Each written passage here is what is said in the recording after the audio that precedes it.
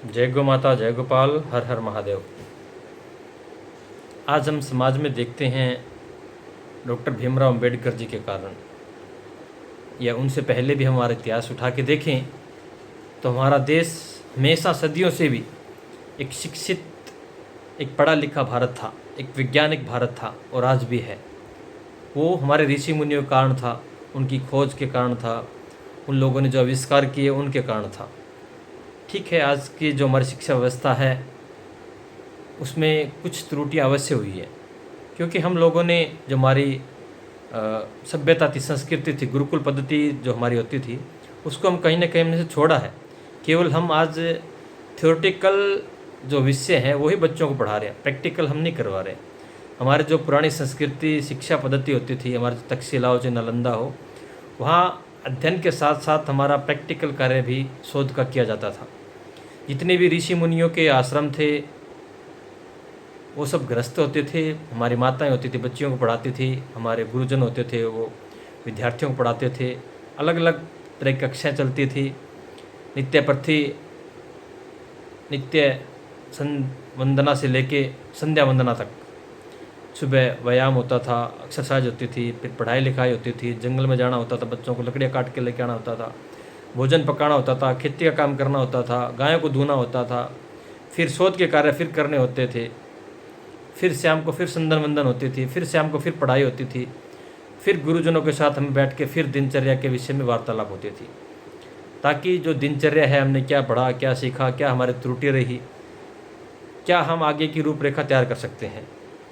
इस प्रकार के विषय हमारे सभी अध्यापकगण, हमारे जो गुरुजन थे वो सिखाते थे हमें, और आवश्यकता जहाँ होती थी हमें, हमारे गुरुजनों को, वो हमें दंड भी देते थे। आज के हमारी शिक्षा पद्धति में क्या है, पिछले 5-7 सालों में देख रहे हैं कि दंड का प्रावधान बच्चों को बिल्कुल हमने ख़त्म कर दिया है। ऐसा नहीं है कि दंड देने से बच्चा बिगड़ेगा उसको या डरेगा। बच्चे को एक क्या है, किसी भी कार्य से अगर उसको त्रुटि होती है तो बच्चा सोचेगा कि अगर मैं गलती करूँगा तो मुझे दंड मिलेगा, मुझे पीड़ा होगी, तो उसके निमित्त बच्चा वो दंड करने से डरता है, ताकि उसके अंदर उद्दंडता ना आए। माँ भी अपने बच्चों को कभी कभी दुलारती है, मगर कभी कभी पिटाई भी करती है। क्यों करती है? ताकि उसका भविष्य सुदृढ़ हो, उसका भविष्य उज्जवल हो। वो एक मजबूत पत्थर की तरह एक बच्चा जो है वो निकले।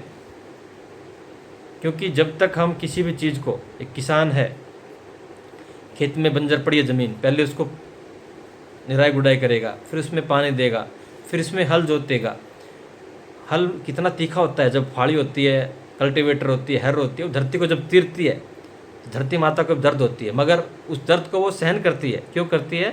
ताकि उसके अंदर जो बीज का रोपण होगा, उसके अंदर अच्छे फसलें उसके अंदर उगेगी, उसके अंदर अच्छे अच्छे खाद्य पदार्थ उगेंगे, उसके अंदर अच्छे अच्छे जो व्यंजन है वो पैदा होके सभी जो प्रकृति है उसमें जीव जंतु है, पशु पक्षी है, पेड़ पौधे हैं, मनुष्य है, उन सब का वो पालन पोषण करेगी। तो वो पीड़ा वो सहन करती है हमारी धरती माता।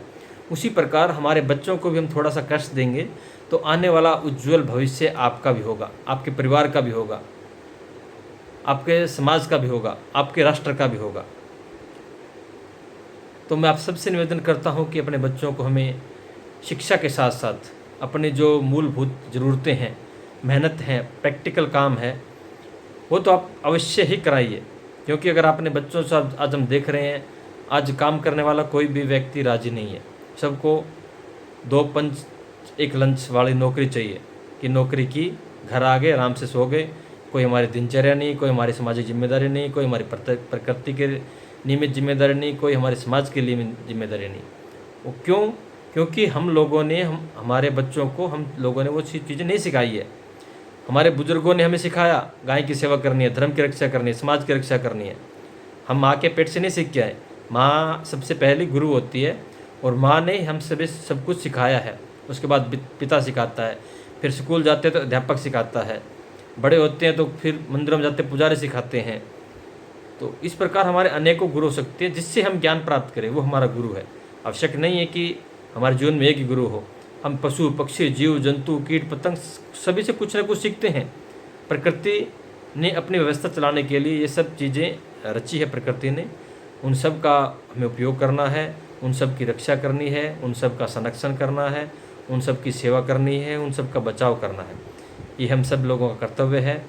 तो मैं आप सबसे, हमारे पढ़े लिखे शिक्षित समाज से निवेदन करता हूँ कि आप सब लोग अपने बच्चों को अवश्य आपके आसपास के क्षेत्र में जहाँ भी मंदिर है, गौशाला है, आश्रम है, आप बैठिए उनके साथ में, वहाँ जाके भगवान का नाम स्मरण कीजिए, भगवान का ध्यान भी कीजिए, क्योंकि ये धन दौलत आपके सब कुछ यहीं रह जाना है।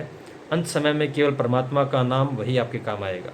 आप कितने बड़े बड़े राजा महाराजा देख लीजिए, सिकंदर जैसे जो महान राजा थे, वो भी जब गए तो खाली हाथ, जब उसकी अर्थी जा रही थी तो उसने कहा था मेरे हाथ बाहर निकाल दो।